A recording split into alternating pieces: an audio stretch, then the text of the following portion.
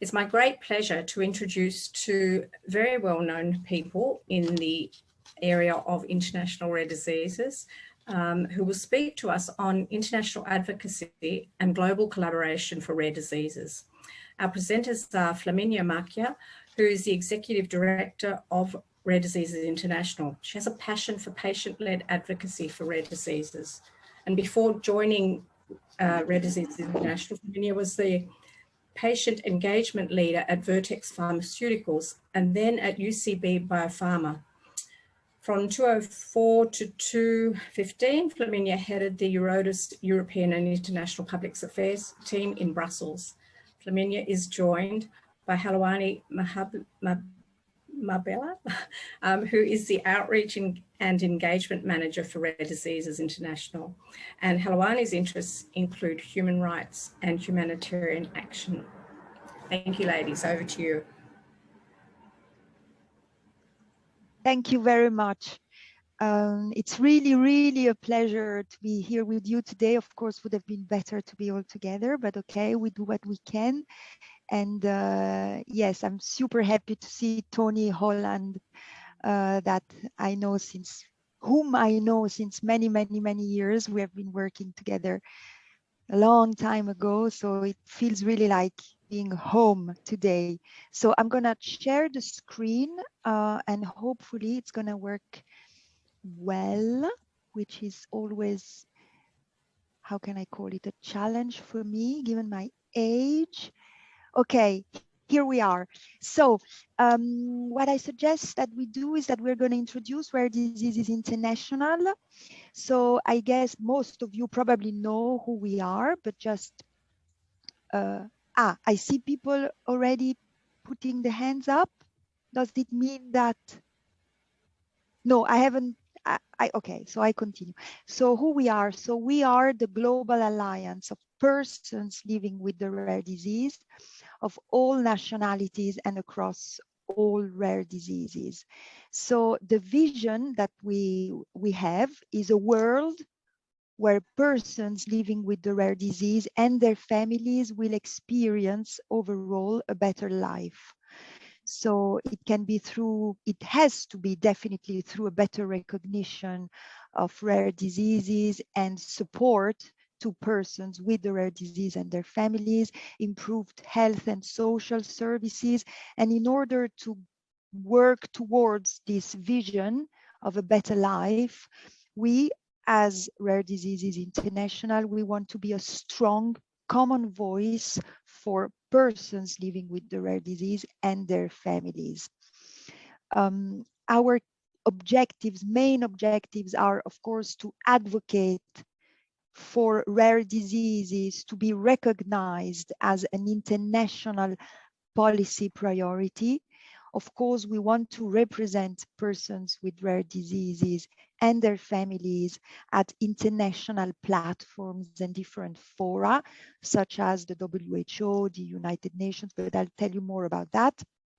And also a big part of our work, really at the heart of our work, is the capacity building.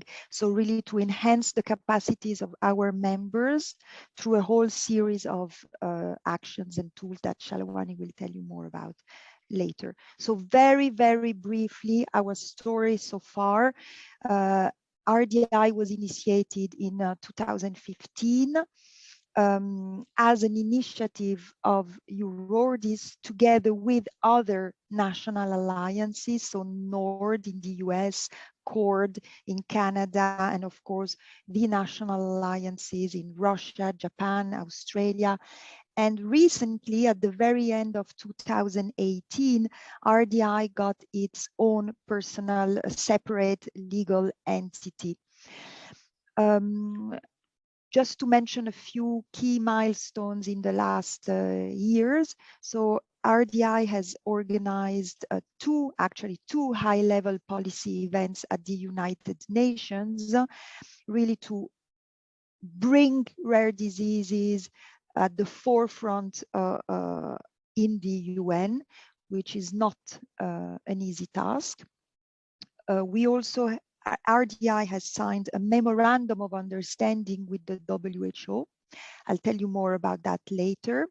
And also in September 2019, really with the patient movement, RDI, the NGO Committee for Rare Diseases, etc., we were able to include rare diseases as a specific mention in the political declaration on universal health coverage.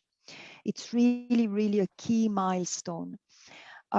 Also, because of the COVID pandemic, we launched a survey and we published a statement that underlines in which ways COVID has exacerbated all the existing inequalities and in which ways persons living with the rare disease are particularly vulnerable to such a crisis. So, as you might know, because maybe some of you were there last week, on the 4th of March, we had a policy event on the wave of Rare Disease Day to call for a UN General Assembly resolution on addressing the challenges of persons living with the rare disease and their families, which is just the beginning of a campaign that we're going to lead through 2020, 2021.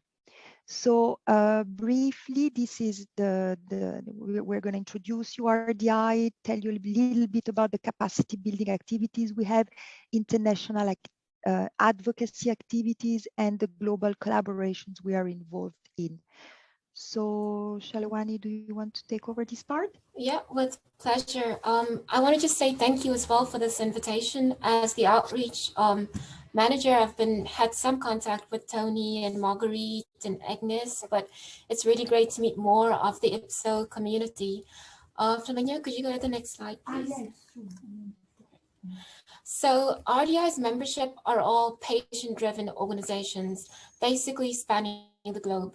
We're active at the national level, the international, and the regional level. Great, and the next slide. There are 76 members, including IPWSO, on all 6 continents. So we have national alliances. So these are rare disease organizations for all rare diseases in one country. And then also regional alliances such as EURODIS, and I believe IPWSO is a member of EURODIS. And what the regional alliances do is that they gather rare disease organizations in one region. So within the regional alliances, there is EURODIS, but also ALIBER for Latin America and APARDO for Asia Pacific.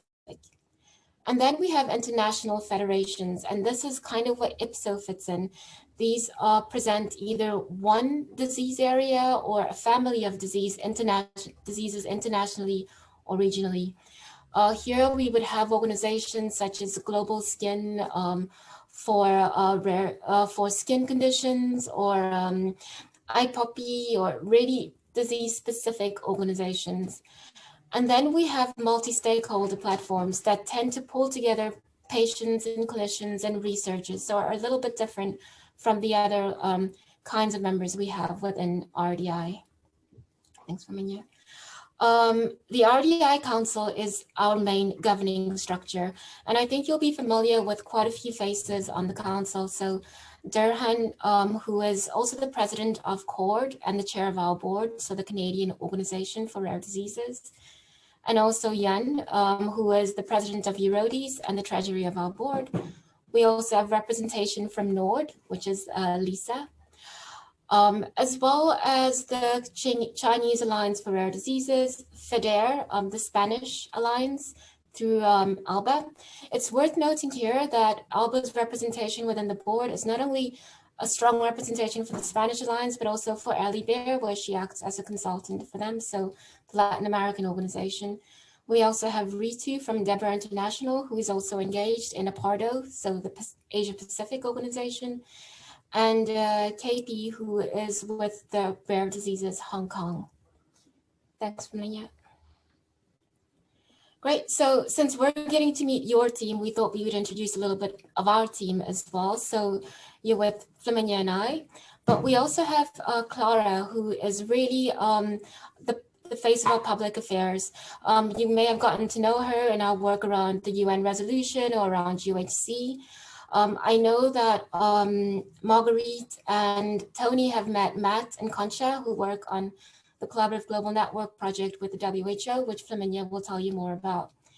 And then the RDI Advocacy Committee is really where our members get to shape our advocacy messages. And here we have international federations as well as national organizations and the regional federations, so Alibert, Apardo, Eurodis. Thanks, Flamina. Great. Flamina talked a little bit about the advocacy building program, which is really central to RDI's mission, which is empowering patient organizations to be that strong voice for local advocacy, to drive the local advocacy mission. I think the next slide also gets us more into that. So what RDI is doing right now is designing that capacity building program so that it really speaks to our members' needs and their priorities. We do this in one way so that they're able to drive the local advocacy programs in their countries, in their regions, for their disease areas, but also so that they're able to shape RDI's programs, whether it's with the WHO, at the United Nations, and also what our advocacy agenda is and how it is expressed through our membership. And how we do this is that we really try to understand what the main needs are of our members in order to be able to drive advocacy programs and RDI's own mission. And so far, we've identified certain areas such as the need for national plans or the needing to know more about advanced therapies and transformative therapies in the future and international advocacy. What you will notice over the next year or two, as you engage with RDI through IPWSO, is that there'll be multiple platforms through which patient organizations can build their knowledge of specific areas, whether it's webinars or online, like we've kind of been forced to do with COVID, but I think that will remain a part of our operations, or different conferences, or connecting our members with experts in the fields of rare diseases. Thanks, Flamina. Great. So as part of the advocacy, as part of the capacity building program, what continues in 2021 is RDI's support for fellowships for rare disease patient organizations to attend events, and also our support to conferences, which sometimes is just communication support, helping other organizations know that you're having an event and what it's about, and also what they could get out of it. But what I always find exciting is something new. And so new in 2021 is just the regular meetings that we have with our members, and always around different program areas or advocacy messages. So far we've had meetings around drafting the UN resolution or the Collaborative Global Networks. And throughout the year, I will be in constant communication with Marguerite and Tony as far as how IPWSO can practically become involved in our programs. We also have the member-led workshops, which is when we let one of our members kind of decide what they have an expertise in and that they would like to share with the rest of the community. So we had our first member-led workshop yesterday with CORD, the Canadian organization, that led a workshop on advanced therapies. And coming up will be 2 more workshops on this topic, because it's going to be a 3-part workshop series on advanced therapies led by CORD. And through IPWSO, I would invite you to attend the next 2 workshops, one in April and one in June. A big part of our capacity building, which I think you'll understand as an international group, is translation. We don't all speak English and we're not all as comfortable in it. So it's really important that as RDI progresses, we're able to translate those key program documents, the webinars, the toolkits that are available to empower patient organizations around the world. Flamina, do you want to take it over? Yes. So a little bit about international advocacy, which is of course one of our key priorities. So certainly what we're trying to provide as an organization is a global platform so that we can advocate for persons with rare diseases anywhere they are in the world. And one of the key, how can I call them, work streams is to try to advance rare diseases in the Sustainable Development Goals. So this is the list, for instance, of all the Sustainable Development Goals, and there are many of them that perfectly fits with our priorities as representatives of, as the voice of persons with rare diseases. So certainly poverty, good health and well-being, quality education, decent work for all, reduced inequalities, and sustainable communities and cities. So we are really promoting this international collaboration between all countries and with many stakeholders. So we have two main pathways to do the advocacy work with the international organizations. So certainly one is what we call in New York, which is mainly with the UN member states permanent mission. In New York, there is also the Office of the High Commissioner for Human Rights. And as you know, we work as you know, maybe you don't know, but it's important to know that there is an NGO committee for rare diseases, of which we are members, founders, etc. And then there is the other path that is Geneva. And when we talk about Geneva, we mainly talk about the World Health Organization. So, and this is a bit of a problem that we are having now with the UN resolution, is that we want a resolution on rare diseases at the level of the United Nations, and we are, at the beginning we were systematically sent back to the World Health Organization. And what we are trying to promote is that rare disease is a human rights issue and not only a health issue. This is why we want it at the United Nations. So there are also other key areas that we can work with and leverage what already exists. It's of course universal health coverage that I already mentioned, and really having rare diseases specifically mentioned within the universal health coverage political declaration was a key milestone. There is all the work that already exists on the theme of disability.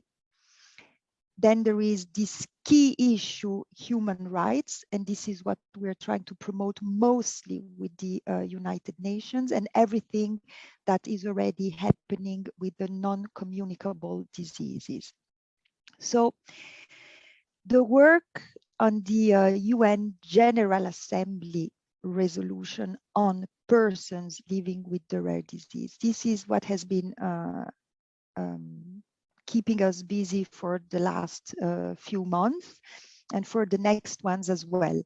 So the reason for which, as you have noticed, I'm saying persons living with the rare disease, while before we were used to say people with rare diseases, is that it fits the language of the United Nations. We have studied a lot of the already existing resolutions that we could be inspired and that have been successful, and it's all about persons. And actually it fits very well our key messages that we are much more, of course, than rare diseases. We are individual persons, and that living with a rare disease has an impact on all aspects of a human's life. So persons fits very well with our key messages. So of course, as RDI, we have been involving our network quite extensively through the advocacy committee as well.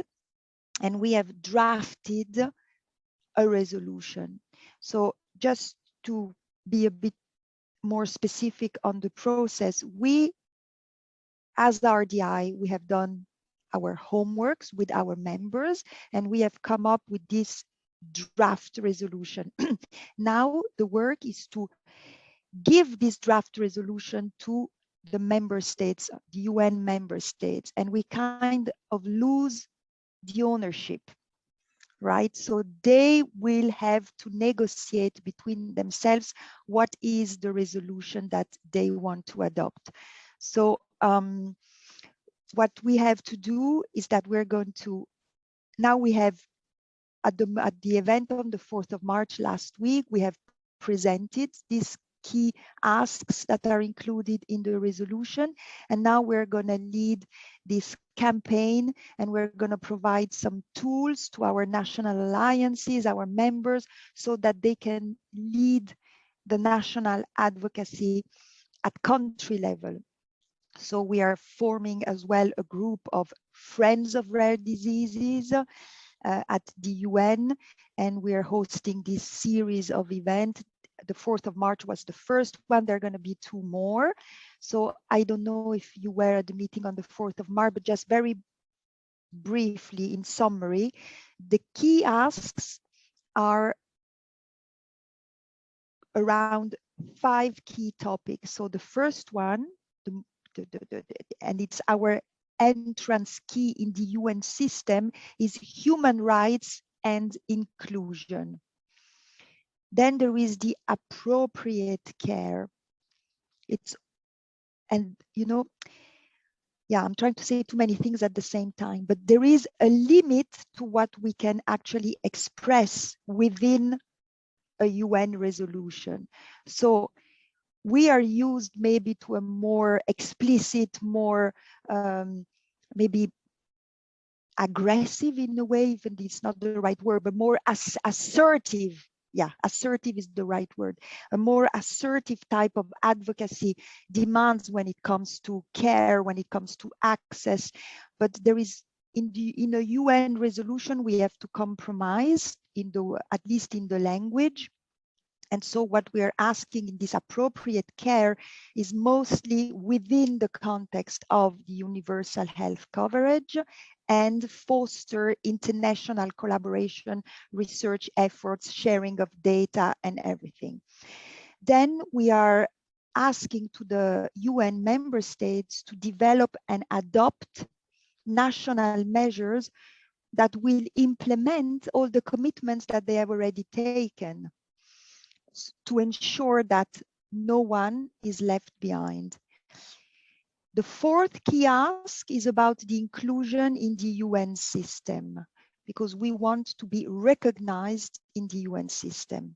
And the 5th and last key ask is towards the Secretary General, and is really to ask for a reporting and monitoring on the implementation of what has already been adopted, including this UN resolution that hopefully we will have. And I mean, we are giving you a summary here. So if there is anything more you wish to know, to ask us on how to do, etc., of course, we are here to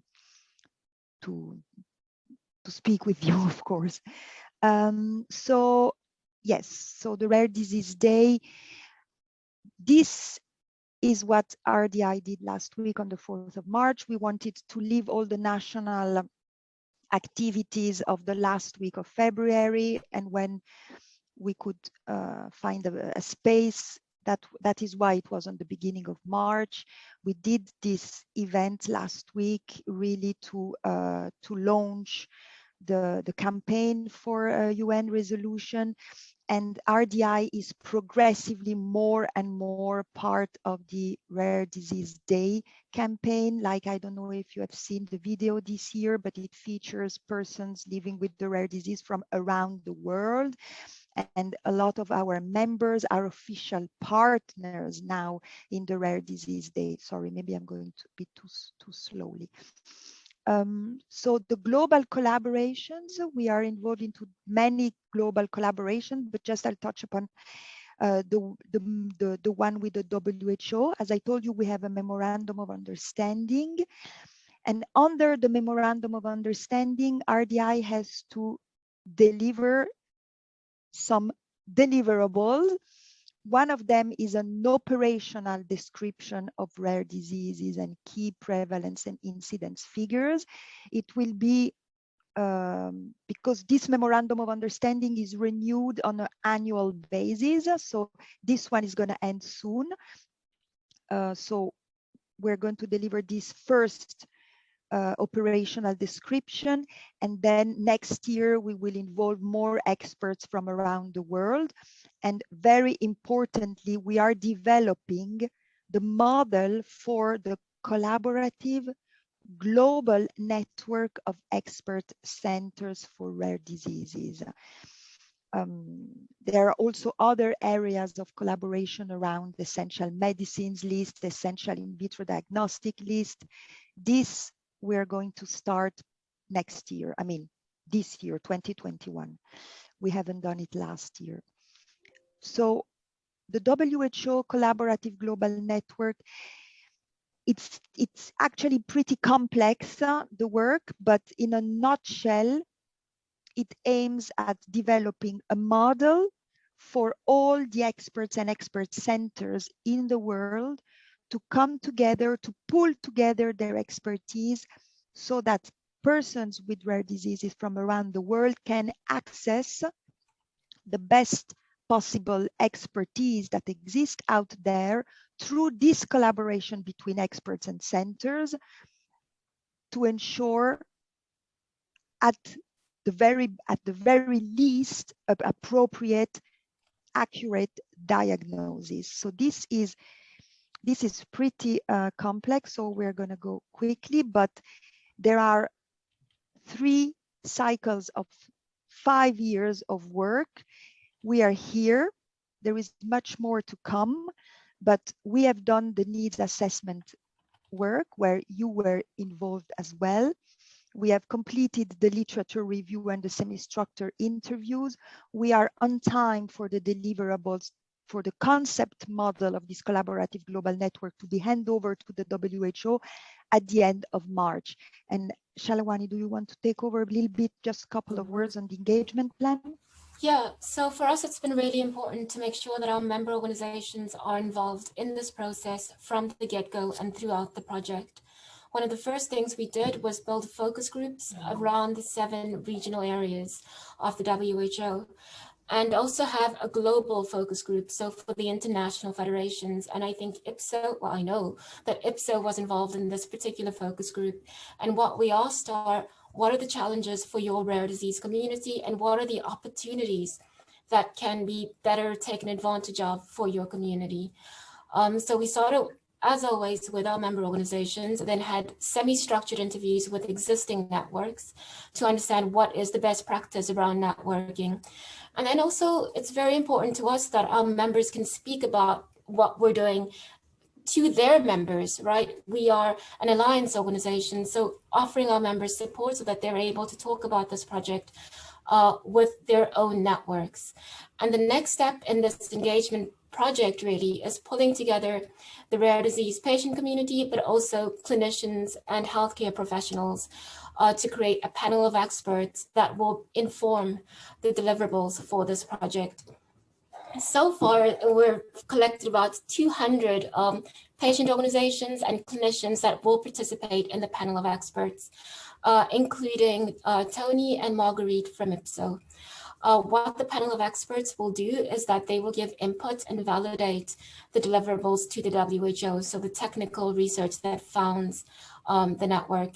They'll also help inform what shape this network is going to take, so the scope of it, the structure of it, how it will function. It will really start at this level with clinicians and patient organizations speaking to each other.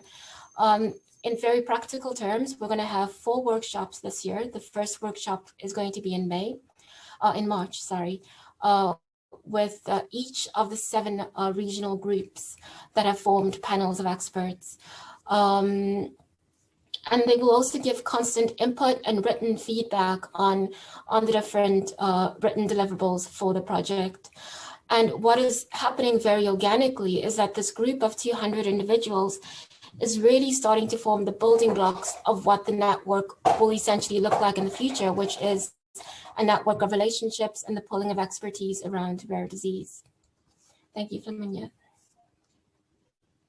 So thank you to you. I mean, yeah, we could spend the whole day with you actually, because every time I start talking about something, I want to say more, but I understand we have the limited time. So as I was saying, don't hesitate to get back to us for any other questions and specification you would wish to receive on one of these areas, for instance. Yeah, thank you.